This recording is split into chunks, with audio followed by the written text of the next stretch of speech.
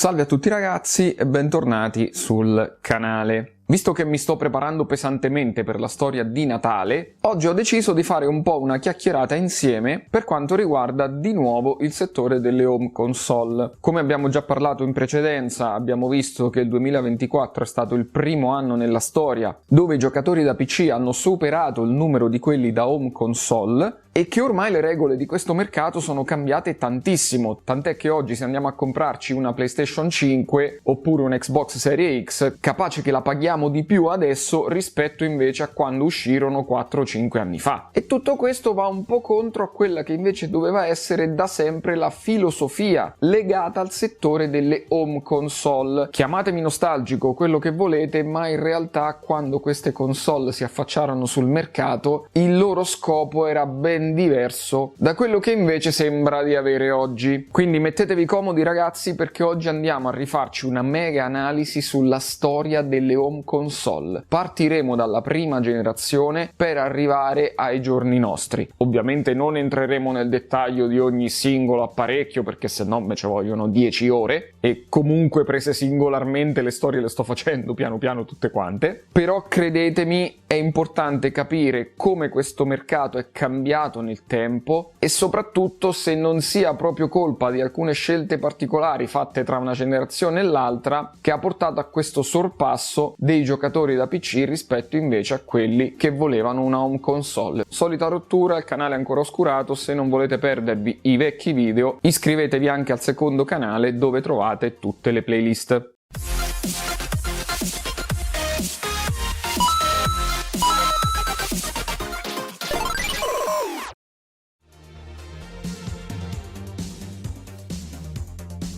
Vi avevo detto che saremmo andati un po' indietro, ma forse questa volta un po' esagerato, perché siamo arrivati addirittura negli anni 50, ma qui c'è soltanto un piccolo accenno, cioè questi sono gli anni in cui sono usciti i primi veri e propri videogame, che nella maggior parte dei casi erano dei programmini semplicissimi e per lo più creati direttamente con i caratteri del computer, come per esempio quando giocavamo a Tris. Per arrivare poi invece a quello che viene considerato a tutti gli effetti il primo videogioco della storia, ovvero Space War, uscito nel 1962. Di questo ne parlammo nella storia dell'era arcade. Era un gioco con una primissima grafica vettoriale e sicuramente non era alla portata del pubblico, perché girava soltanto su un PDP-1 che era un, cito testualmente, mini computer dei tempi che costava appena l'equivalente di circa $1.300.000 di oggi. Questo gioco però influenzò direttamente Nolan Bushnell, il gran capoccia dell'Atari, per creare invece quello che sarà il primo cabinato arcade della storia, ovvero Computer Space, rilasciato nel 1971. Ma Nolan Bushnell non fu l'unico a trarre ispirazione a Space Wars, perché c'era qualcuno che pensò che forse non tutti avevano a disposizione $1 milione per portarsi un videogame in casa, e per questo decise di creare un primissimo prototipo, il Brown Box, che ti permetteva di giocare a qualche titolo semplicissimo come ping pong direttamente collegando l'apparecchio al televisore. Una volta brevettata questa invenzione e dato l'esclusiva alla Magnavox, fu così che nacque la primissima home console, il Magnavox Odyssey, progettata da Ralph H. Baer, il vero e proprio papà delle home console. E da qui inizia tutto il discorso della generazione delle home console, ovvero come catalogarle, come si sono poi evolute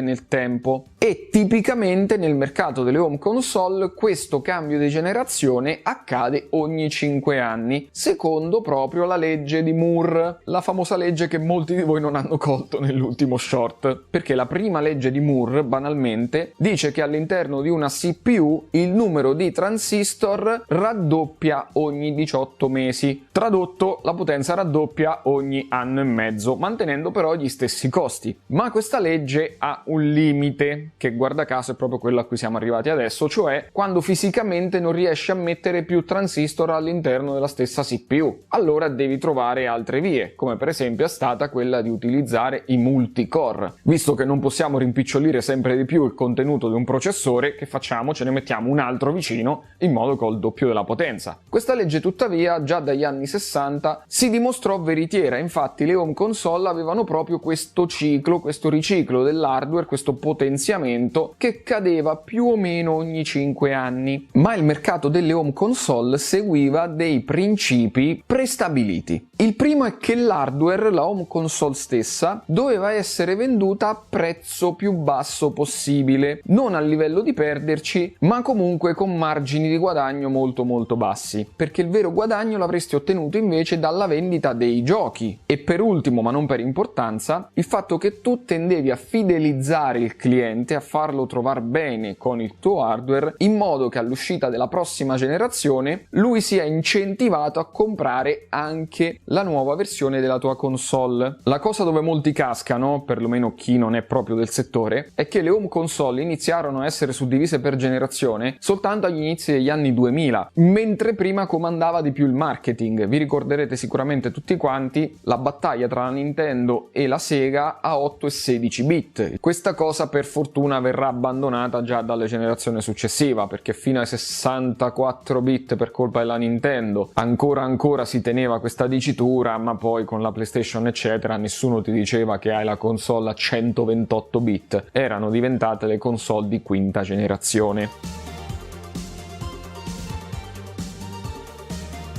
La prima generazione dei home console uscì nel 1972, appunto con il Magnavox Odyssey, che era un dispositivo con dei software preinstallati dove tu semplicemente compravi le game card, che erano proprio degli accrocchi estetici che tu andavi a schiaffare sul televisore e cambiando il programma all'interno della console, magari la pallina si comportava diversamente in base al gioco che selezionavi. Un altro dispositivo di prima generazione fu proprio creato dall'Atari come porting della sua macchina arcade Pong, che però tardò un po' perché infatti arrivò soltanto nel 1975. E appena un anno dopo ci fu una terza ditta che cercò di entrare in questo mercato, che fu proprio la Coleco con il suo Telstar. Questo perché sembrava a tutti gli effetti essere un mercato in crescita esponenziale, tant'è che tantissime case anche sconosciute iniziarono a creare queste home console monogioco, saturando il mercato e in realtà portando anche alla prima vera e propria crisi già nel 1977. E non molti lo sanno, è proprio in questo momento che entra in scena la nostra amichetta la grande N, perché lei ancora non produceva console con il suo marchio, ma aveva già aiutato la Magnavox nel 71 per creare le light gun per il suo Odyssey, e nel 75 divenne invece un partner della Mitsubishi, che aveva perso uno dei suoi manufatturieri, per la creazione del suo Color TV Game. Questa fu la prima vera home console della Nintendo. Per quanto non c'è il suo marchio in bella vista eccetera, questa era costruita quasi completamente da loro. Ne rilasciarono diverse versioni, il TV Game 6,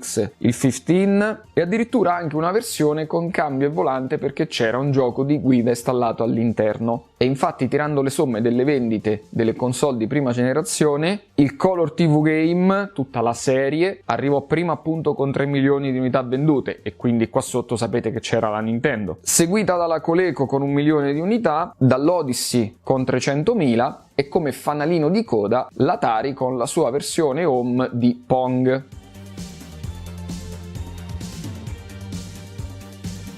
La seconda generazione fu quella che portò uno dei cambiamenti più epocali. Iniziarono finalmente ad arrivare le prime cartucce. Mentre prima i giochi si trovavano all'interno della console, adesso quello non era altro che uno strumento di riproduzione, perché tu il gioco lo mettevi all'interno di una cartuccia. La primissima console ad utilizzare questo sistema è la Fairchild Video Entertainment System, uscita nel novembre del 1976, che sarà invece accompagnata da nomi molto più altisonanti, come appunto l'Atari 2600, il Magnavox Odyssey 2, l'Intellivision ed il ColecoVision. E queste macchine con i loro nuovi processori riuscivano a darti una grafica a 8 colori e ben 3 canali audio. Ma il problema adesso era un altro. Prima le case costruttrici creavano una console, ci schiaffavano dentro un gioco e sapevano che quella aveva fatto la sua vita. E invece adesso, essendoci le cartucce, tu dovevi creare un parco titoli maggiore o di miglior qualità rispetto ai tuoi avversari per far sì che la gente compri la tua console. E tra tutti quanti quella che si mosse meglio in questo senso fu proprio l'Atari, la quale sviluppò internamente tantissimi titoli e arrivò addirittura a avere una copertura globale dall'America al Giappone. E il biennio 78-79 fu proprio l'epoca d'oro dei videogiochi, perché veniva fatto il porting della maggior parte dei titoli di successo da sala giochi, e nei cabinati arcade in quel periodo c'era roba come Frogger, come Asteroids, come Centipede, come Galaxian. È stato stimato che il porting di Space Invaders su Atari 2600, per quanto personalmente posso dirvi che faccia cagare rispetto all'arcade, ha favorito a quadruplicare le vendite della console. L'unica altra ditta che riuscirà ad avere tra le mani qualcosa di pari successo sarà proprio la Coleco, che riuscirà a soffiare da sotto al naso la licenza per portare su home console il porting di Donkey Kong invece della Nintendo. E in tutto questo ambiente si crearono le prime case di sviluppo di terze parti. La primissima in assoluto fu proprio l'Activision, che non erano altro che 4 programmatori stanchi della nuova gestione all'interno dell'Atari, la lasciarono, fondarono questa nuova ditta e iniziarono a sviluppare titoli proprio per l'Atari 2600. E l'Activision ebbe subito successo con titoli per esempio come Pitfall, che io li prenderei per il collo uno a uno gli sviluppatori di quel titolo. Però il loro successo fu involontariamente la causa del fallimento totale del mercato, perché se non ve lo ricordate, nel 1983 ci fu la grande crisi dei videogiochi, l'Atari Shock, perché vedendo questi sviluppatori di terze parti che si stavano arricchendo semplicemente, tra molte virgolette, sviluppando giochi per Atari, tutti quanti si buttarono nel mercato e iniziarono a sviluppare. E da qui che nacquero giochi atroci come Castle Revenge, come il gioco della Coca-Cola che devi tirar giù la scritta Pepsi stile Space Invaders, di cui sapete tutti benissimo il capostipite essere il gioco di E.T. l'estraterrestre che si prende la colpa di tutto, ma in realtà troppi casini c'erano perché fosse soltanto quel titolo la causa dell'Atari Shock dell'83. Questa volta per la seconda generazione l'Atari era riuscita a conquistare il primato nelle vendite, ma ormai con questo Atari Shock il mercato delle home console stava rischiando grosso, quasi di capitolare. E chi fu a salvare la situazione? Quando se lo merita c'è da farle i complimenti.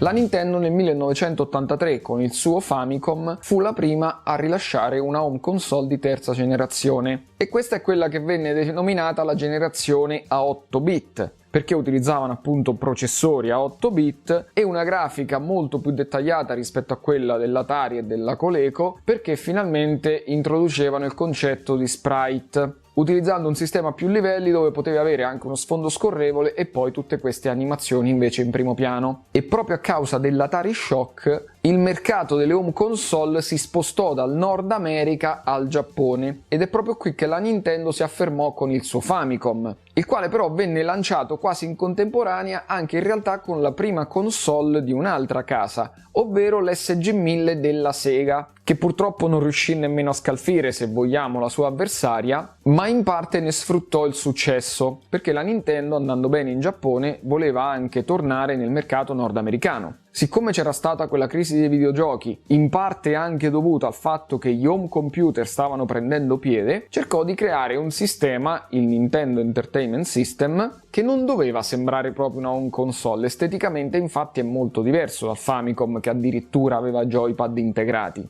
Ma più che altro cambiò la politica di sviluppo dei suoi giochi, perché non voleva che, proprio come l'Atari, tutti gli sviluppatori di terze parti si buttassero a creare giochi per quella console abbassando incredibilmente la qualità. Per questo cosa fece? Creò il primo sistema antipirateria. Potevano sviluppare giochi per il Nintendo soltanto chi metteva il chip di riconoscimento all'interno della cartuccia. In questo modo la Nintendo controllava preventivamente tutti i giochi che sarebbero potuti uscire per il suo sistema, volendo imponeva censure e volendo rifiutava anche contenuti troppo maturi oppure troppo scadenti. Questa strategia un po' troppo ferrea C'è da dire che però colse nel segno, perché il mercato nordamericano piano piano cominciò a riprendere fiducia nelle home console, tant'è che addirittura anche la Sega, proprio sulla scia della Nintendo, creò la sua seconda versione dell'SG-1000, ovvero il Sega Master System, con il quale riuscì a fare anche delle buone vendite, e percependo questo nuovo entusiasmo anche l'Atari rilasciò il suo Atari 7800 nel 1987. Purtroppo però la generazione a 8 bit è stata prevalentemente dominata dalla Nintendo, con vendite che superarono i 60 milioni di unità, a confronto soltanto di un Master System che, per carità, per essersi introdotto nel mercato ne aveva venduti circa 13 milioni, e un Atari invece che dalla prima posizione passò a una poco dignitosa terza con appena 1 milione di vendite con il suo 7800, e già qui ci perdiamo l'Intellivision e il ColecoVision che chiuderanno i battenti per quanto riguarda le home console. Ma tutto questo porta invece a una delle mie generazioni preferite in assoluto, ovvero la quarta generazione, dove c'è stata la famosa console war a 16 bit di cui abbiamo anche parlato, dove la filosofia era identica spiccicata a quella della precedente generazione, semplicemente c'era più potenza, iniziavano a esserci dei componenti a 16 bit, e la primissima console ad uscire nel 1987 fu proprio il PC Engine o TurboGrafx della NEC, che in realtà aveva ancora una CPU a 8 bit, però aveva un processore grafico a 16 che le permetteva di avere delle prestazioni al pari delle sue avversarie, quindi a tutti gli effetti viene considerata una console di quarta generazione. Mentre dall'altra parte nell'88 arrivò il Sega Genesis o Mega Drive dalle parti nostre, e nel 90 invece il Super Nintendo, e questa volta al posto dell'Atari fece capolino un'altra ditta molto importante, ovvero l'SNK, che stava sbancando le sala giochi con il suo Neo Geo MVS, che decise di creare una home console dove voleva fare il porting perfetto di appunto i titoli che erano nei cabinati, ovvero il Neo Geo AES, una delle mie console preferite in assoluto. Abbiamo parlato anche di lei nella sua storia e l'abbiamo chiamata scherzosamente la prima console a 24 bit per un giochetto di architettura che aveva all'interno e che riusciva a darti delle prestazioni nettamente superiori a quelle del Super Nintendo e del Mega Drive. Purtroppo per le loro avversarie, in realtà questa generazione è appunto ricordata per la console war che ci fu unicamente tra Nintendo e Sega. Tutto il casino, si scannarono come dannati nel marketing, nel denigrare l'uno l'altro, soprattutto la Sega con le sue pubblicità atroci, ma la Sega non riuscì a vincere la console war a livello di numeri di vendite, ma invece di percentuale di fetta di mercato rubata alla Nintendo sì, perché la Nintendo passò dalle 60 milioni di unità vendute del suo NES alle 50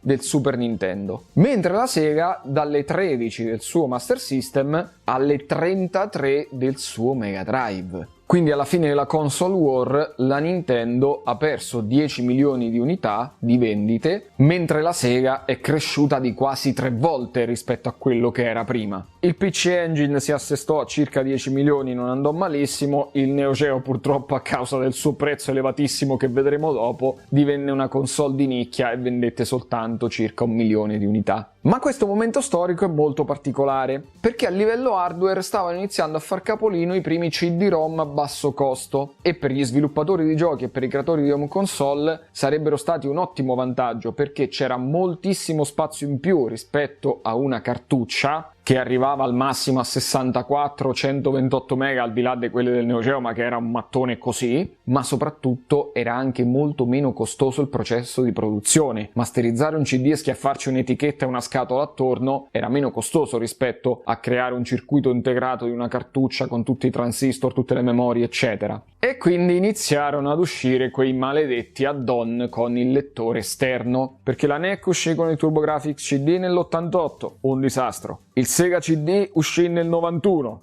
un altro disastro di cui ne abbiamo parlato anche nella sua storia, perché in entrambi i casi questi add-on erano costosissimi, a volte tanto quanto la console se non di più, per arrivare poi invece al Neo Geo CD che decise no, non faccio l'add-on, metto direttamente il lettore all'interno della console. Il problema è che il Neo Geo CD, chi ce l'ha lo sa benissimo, ha i tempi di caricamento maledettamente lunghi rispetto a quelli per cartuccia. Ma tra tutti questi che vi ho citato avrete notato che manca qualcuno, perché anche la Nintendo stava lavorando ad un lettore CD, ma qui è dove, se vogliamo, hanno fatto uno degli errori più madornali della loro storia. Non so se ve lo ricordate, ma in realtà la Sony stava sviluppando un lettore CD per una fantomatica console che sarebbe dovuta uscire sotto il marchio Nintendo. Ma la Nintendo all'ultimo secondo gli ha fatto l'infamata e addirittura durante una presentazione disse che il progetto, anziché alla Sony, l'avevano affidato alla Philips.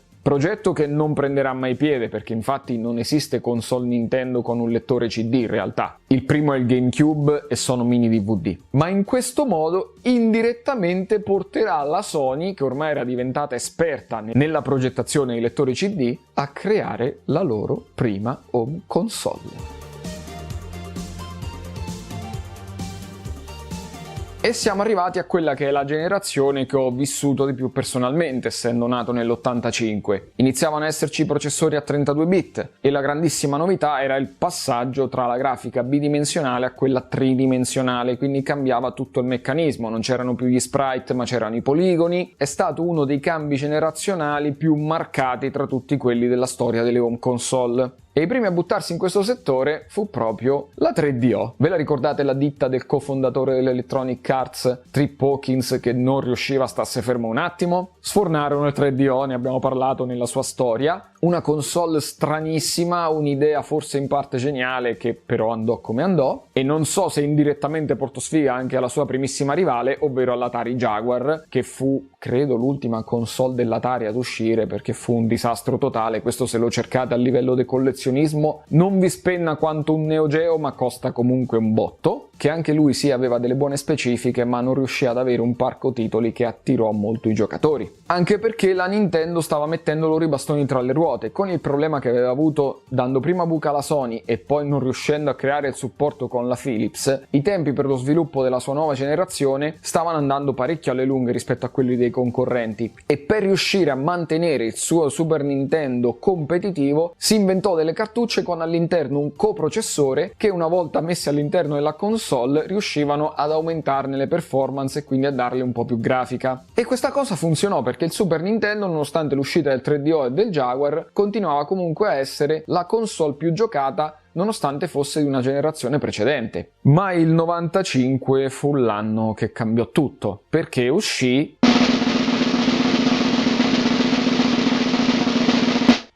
il Sega Saturn. V'ho fregato, eh? No, ok, uscì anche il Sega Saturn, è vero, che purtroppo, come abbiamo già visto, andò malissimo come console. La Sega sedette la zappa sui piedi più di una volta perché crearono un mostro a livello di hardware, adesso non ve lo sto ripeto ogni volta, però in quello stesso anno uscì la prima PlayStation e qui si aprì un mondo. Era forse la primissima console ad avere un 3D vero, perché aveva proprio un coprocessore che si occupava soltanto di dare potenza in più per quanto riguardava il movimento degli oggetti in 3D, cosa che invece era un punto debole sia del 3DO che del Sega Saturn, ma aveva introdotto anche le prime memory card. È vero che erano presenti anche nel Neo Geo, ma quelle principalmente erano nate per permetterti di continuare la partita tra la home console e il cabinato. Quella della PlayStation invece funzionava in maniera diversa, permetteva proprio agli sviluppatori di creare dei titoli molto più lunghi. Mentre la Sega basava quasi tutto sul porting tra arcade e home console, sulla PlayStation iniziavano a nascere invece giochi di ruolo proprio come Final Fantasy, che ebbe il suo periodo migliore proprio con Final Fantasy 7, 8 e 9, dove tu potevi tranquillamente farti anche 80, 90, 100 ore di gioco e riprenderle quando volevi. E la forza della PlayStation fu proprio questa: cambiare l'ottica di sviluppo dei videogiochi. Non era più il titoletto che mettevi il gettone ed eri subito pronto all'azione perché i comandi erano semplici e dovevi fare soltanto quello. Qui avevi tutto il tempo del mondo e quindi potevi esplorarti tutto quello che gli sviluppatori avevano creato. La Nintendo in questa generazione fu parecchio in ritardo, perché uscì addirittura nel 1996 con il suo Nintendo 64, quando ormai la PlayStation aveva surclassato tutti a livello di vendite. E questa è stata una delle console forse un po' più controverse della storia, perché lei aveva un processore a 64 bit a differenza di quelli a 32 delle sue avversarie. Poi non è verissimo, però diciamo di sì, ma continuava ad utilizzare le cartucce anziché i nuovi CD perché aveva paura dei tempi lunghi di caricamento. Ma in realtà la Nintendo aveva fatto questa cosa anche perché nelle cartucce continuava ad essere più semplice tenere il chip antipirateria, perché vedevano che sulla PlayStation invece ci volevano 10 minuti per copiare un gioco. Quello che veramente permise alla Nintendo di rimanere a galla anche in questa generazione, nonostante fosse così in ritardo e con una tecnologia, almeno per quanto riguarda i giochi, che era obsoleta, fu proprio la qualità dei titoli. Per questa console uscirono alcuni dei giochi migliori della storia, come Zelda Ocarina of Time, Mario 64, ma poi accompagnati da tutti i vari Mario Kart, Donkey Kong, F0. Però la quinta è stata la generazione in cui la Nintendo ha perso la corona e se l'è levata da sola, perché sono stati loro a portare la Sony a creare la PlayStation, che vendette, passatemi il termine, uno strafottio di copie rispetto agli altri. La Nintendo dai suoi 50 milioni di vendite scese a 32, il Sega Saturn non arrivò nemmeno a 10, la PlayStation superò i 100 milioni di unità vendute.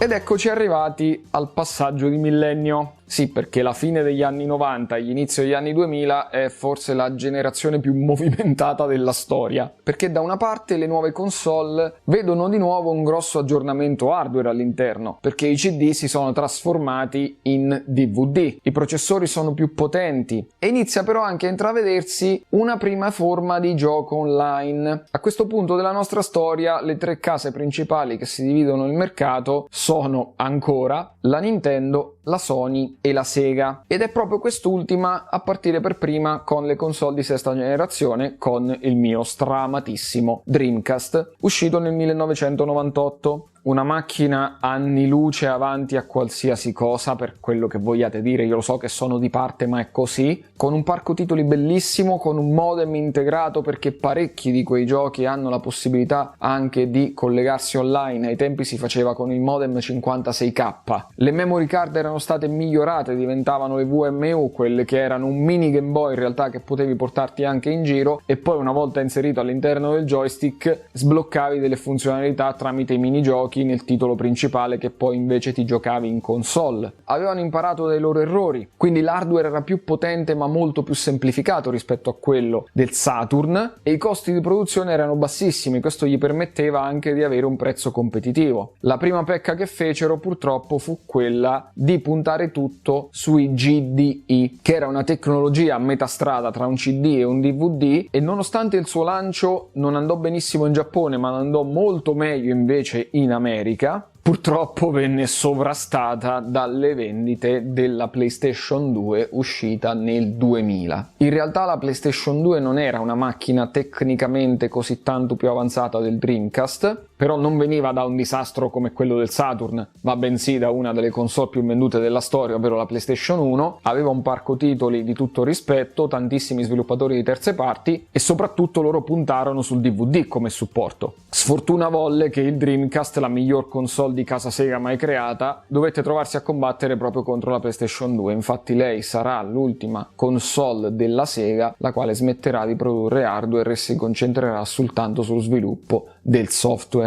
Scusate, ma mi scende sempre una lacrimuccia quando ci ripenso. D'altra parte la Nintendo, di nuovo in ritardo, uscì nel 2001 con il suo GameCube, una delle console se vogliamo più strane della storia. Sto cubetto microscopico, per carità, è un mezzo capolavoro di ingegneria, però vogliamo fare gli strani, quindi anche questo lo basiamo su un supporto non comune, quindi utilizziamo i mini DVD perché siamo stronzi. E di nuovo puntiamo tutto sulla fidelizzazione del pubblico e la qualità dei nostri titoli. Però a questo punto entra in scena un nuovo attore. Nel 2001 scende in campo anche la Microsoft con la sua Xbox, perché cominciavano ad aver paura di questa PlayStation che, avendo anche un lettore DVD, poteva diventare a tutti gli effetti più un sistema multimediale che soltanto una home console, e che quindi avrebbe anche potuto intaccare la fetta di mercato per quanto riguarda i computer, che in quel momento era il monopolio della Microsoft. E della Xbox, che io per primo ho sottovalutato perché pensavo fosse soltanto un pretesto per entrare in un nuovo mercato di una ditta multimilionaria, in realtà questa console è stata creata da 5 nerd sfigati all'interno della Microsoft che non se li cagava nessuno, che sono andati contro a Bill Gates stesso, perché dentro non ci hanno messo Windows, ma ci hanno messo un sistema con il kernel di Windows basato su DirectX DirectX, e tutto questo sfruttando l'hardware di un Pentium 3 733. In pratica era un computer con una scocca diversa e un sistema operativo molto più performante di Windows. È vero che anche in questo caso la PlayStation si riconfermò regina, anzi qui proprio in assoluto, con 160 milioni di copie vendute, ma l'Xbox alla sua prima uscita riuscì addirittura a soffiare il secondo posto alla Nintendo. Pensate che smacco, una ditta che fino alla generazione a 16 bit era stata al primo posto, in pratica quasi indiscussa, negli ultimi 10 anni si è vista prima soffiare il primato e poi non essere più nemmeno la sfidante diretta di chi in quei momenti detta legge sul mercato. Facciamo un salto e arriviamo al 2005, una generazione che per buona parte, a mio parere, ha iniziato forse un po' il declino della filosofia delle home console, perché i servizi internet stavano guadagnando molto piede, iniziano a vendersi soltanto copie digitali dei giochi, le console puntano tutto su una interconnessione per permettere il multiplayer online, e tutto questo porta anche ad un decadimento del livello di sviluppo, perché moltissime volte ci siamo trovati a giocare con dei titoli che non erano pronti ma che sarebbero stati corretti a breve con i vari aggiornamenti. Questa volta la prima a rilasciare una console fu proprio la Xbox, con la sua Xbox 360 nel 2005, che nonostante le pecche, perché anziché supportare i nuovi Blu-ray decise di supportare gli HD DVD, che è una tecnologia morta e sepolta che non prese mai piede, e soprattutto quel maledetto problema del Red Ring della morte, la console non era affatto male e garantiva anche la retrocompatibilità con la maggior parte dei titoli della Xbox. Di contro la Sony con la sua PlayStation 3 fece una papera e anche bella grossa. Oltre al fatto che uscì più tardi, ci fu anche un cambio di hardware all'interno, perché la PlayStation 3 non era più basata su Emotion Engine ma su un sistema PowerPC, e questo significava che tu perdevi la retrocompatibilità con tutti i titoli della PlayStation 2. Soltanto le primissime unità della PlayStation 3, quella FAT con pochissimi giga, è retrocompatibile, perché ci avevano messo una scheda aggiuntiva basata proprio su Emotion Engine che ti permetteva di leggere anche i titoli della PlayStation 2, ma soltanto in quella versione, perché poi tutte le revisioni che ha avuto la PlayStation 3 non hanno più questa scheda, e infatti quella, porca di quella miseria, è la versione più costosa per chi fa collezionismo. Ma qui ci fu il riscatto ormai annunciato della Nintendo. Mentre la PlayStation e l'Xbox puntarono tutto su console con grafiche e prestazioni elevatissime, la Nintendo decise di intraprendere un'altra strada, perché nel 2006 uscì con la sua Nintendo Wii, che puntava tutto sul motion control. Non gliene fregava niente se i suoi titoli erano spigolosi, con bassa risoluzione, perché addirittura la Wii nativa non usciva nemmeno con l'HDMI, ma che cercava di raggiungere tutti i componenti della famiglia con titoli divertenti e che coinvolgessero tutte le età. E infatti vi ricorderete tutti i vari minigiochi, tutti i vari Mario, tutti i Wii Sport, perché potevate addirittura anche dimagrire con la Nintendo Wii. Io ancora ho la balance board da qualche parte nascosta nel bunker, credo. E sono stati attenti anche sotto l'aspetto della retrocompatibilità, perché addirittura la Nintendo Wii riesce a leggere i mini DVD del GameCube e ha le 4 porte per collegare i joystick di quella console. Poi potrete dirmi che la grafica dei giochi faceva schifo, che non ci stanno titoli particolari come certi usciti per PlayStation 3, però ragazzi, la console war di 7ª generazione sancisce proprio il ritorno della regina, perché la Nintendo Wii, nonostante questa fosse stata la generazione con le vendite diciamo un po' più equilibrate, ben divise tra tutti quanti, è riuscita a riprendersi la fetta di mercato più grande con circa 100 milioni di unità vendute, e la PlayStation e la Xbox non sono mai state così vicine, intorno agli 85-87 milioni di unità vendute. Ed è proprio qui secondo me che la Sony e la Microsoft hanno cominciato a fare le cose malino. Sono corsi ai ripari creando anche loro i motion control dopo che hanno visto il successo della Wii, ma ormai era tardi. Quella era nata in quel modo, aveva tantissimi giochi sviluppati proprio per quel tipo di dispositivo. Per quanto ci hanno provato non sono riusciti ad ottenere gli stessi risultati, e vedendo che la Nintendo ti ha dato una lezione per creare la console di prossima generazione, vogliamo far tesoro di questo insegnamento? No! La PlayStation 4 e l'Xbox One hanno la stessa identica filosofia della PlayStation 3 e dell'Xbox 360. Puntiamo di nuovo tutto sull'online e sulla potenza.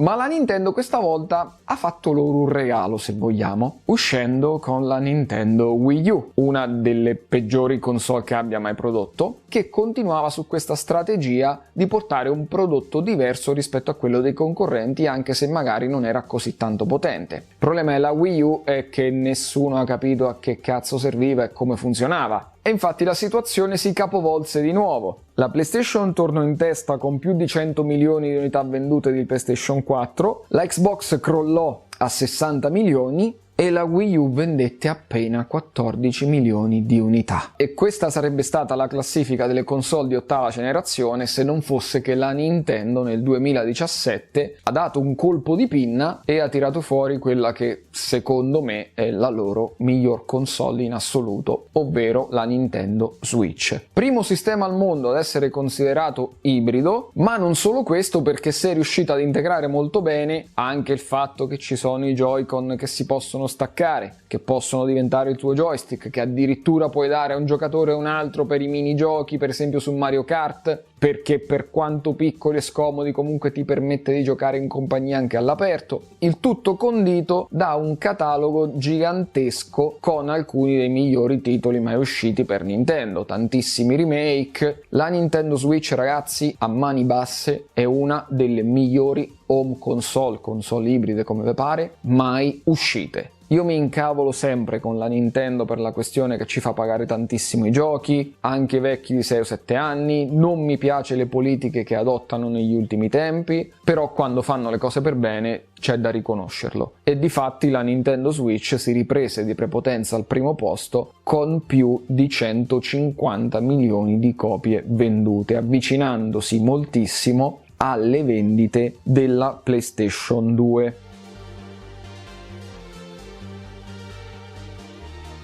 E siamo arrivati ai giorni d'oggi, alla nona generazione di console. E non ho chissà quanto da dirvi o da riassumervi, perché comunque è una questione che ancora stiamo vivendo. C'è tutto il discorso dell'abbandono del fisico per arrivare sempre più a un contenuto digitale, che personalmente a me non piace, anche se ne riconosco la comodità. C'è tutta la questione degli sviluppatori che ormai ti fanno uscire titoli e te li fanno pagare a caro prezzo, che in realtà a momenti sono una beta, perché tanto poi nelle settimane successive ci saranno aggiornamenti su aggiornamenti che te lo sistemeranno. E soprattutto però c'è la questione dei prezzi, perché mi sono fatto un'analisi. Attualmente ai nostri occhi una home console ci sembra costare un rene, e in effetti, soprattutto anche visti gli ultimi problemi della scarsità delle RAM, gli aumenti di prezzo si sono fatti sentire. Ma siamo sicuri che il prezzo delle console sia veramente aumentato rispetto al passato? Quanto costavano secondo voi le console delle generazioni precedenti? Perché io fino adesso non vi ho parlato di prezzi, ma per un motivo, perché mi sono messo lì e mi sono ricostruito tutti quanti i prezzi delle console mai uscite con tanto di inflazione. Sì, sono pazzo, non fateci caso. Ed è venuto fuori che un Magnavox Odyssey nel 1972, che te lo vendevano a $99, è come se tu oggi lo pagassi circa 600. Un Nintendo e un Sega Master System, anche loro costavano poco meno degli attuali $600. I primi a calare un po' di prezzo furono il Mega Drive e il Super Nintendo, che costavano meno di 500, ma c'erano anche delle sardelle come l'Atari 2600 che costava $199 nel 77, che ad oggi sarebbero $1000. Il 3DO, che è una delle più costose, arrivava a $1500, e il Neo Geo, che è la più costosa in assoluto, escludendo il Philips CD perché quello è un lettore, non è una home console, costava circa $1600, ragazzi. Mentre la PlayStation, fatta eccezione per la PlayStation 3 che è stata la più costosa, ha cercato di mantenersi sempre costante, e la Xbox addirittura ha fatto meglio. La Nintendo invece ha iniziato ad abbassare i prezzi dal suo Nintendo 64, e nemmeno di poco rispetto alle concorrenti. Quindi potete vedere anche voi che in realtà i prezzi delle console, nonostante oggi ci sembrano altissimi, con l'inflazione e tutto viene fuori che bene o male le home console sono quasi sempre costate uguali. Ma c'è c'è una differenza sostanziale rispetto alla filosofia delle console che si facevano in passato rispetto invece a quelle che abbiamo oggi. È vero che cercano di darti l'hardware ad un prezzo non troppo alto, e numeri alla mano, per quanto sembri strano, è così ragazzi, ma oggi con la 9ª generazione siamo arrivati al punto che la stessa console, una Xbox Series X per dire, la paghi di più rispetto a chi l'ha comprata al day one. Questa ragazzi è praticamente una bestemmia. Puoi dirmi che ha aumentato il prezzo delle RAM, tutto quello che te pare, ma è una tecnologia dei 5 anni fa. Quindi o non me l'hai fatta pagare niente quando è uscita, ma non è così perché sei in linea con i prezzi, oppure oggi me la devi far pagare, non dico la metà, ma i 2/3 almeno. Perché in passato, come è sempre stato, si producevano tante console all'inizio e poi nel tempo, negli anni, il prezzo crollava giustamente. E invece adesso ragazzi una Nintendo Switch nuova costa poco meno di quando è uscita, nonostante sia già uscita la 2. La PlayStation ogni tanto fa gli sconti mirati, questo è vero, però comunque costa ancora un botto e è aumentata anche la versione con il lettore a livello di prezzo, e l'Xbox l'abbiamo visto anche negli ultimi reel ai prezzi più alti di sempre rispetto a quando è uscita. Adesso in pratica è più conveniente comprare la console al day one rispetto che aspettare che cali di prezzo con il tempo. Cioè si sta ribaltando la situazione! Scusate il meme, ma mi è venuto dal cuore.